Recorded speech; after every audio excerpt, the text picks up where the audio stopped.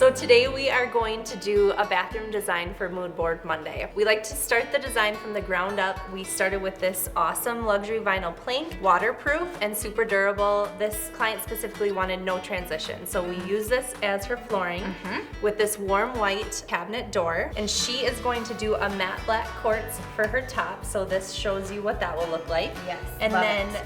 They are doing something really cool called a wet room, where the shower and the tub is actually all enclosed in the same room. So we picked this elongated hex tile, being that she wanted that modern look. Yep. In a black color with some white veining. And then these awesome matte white subway tiles To run up the walls. stacked horizontal in the wet room. And then we have this guy out here to signify her matte black plumbing fixtures that will be throughout. And the biggest thing that we wanted to do for this client was tie it all together with her modern look that she was going for. So we went with lots of whites and blacks, kept it really crisp and clean.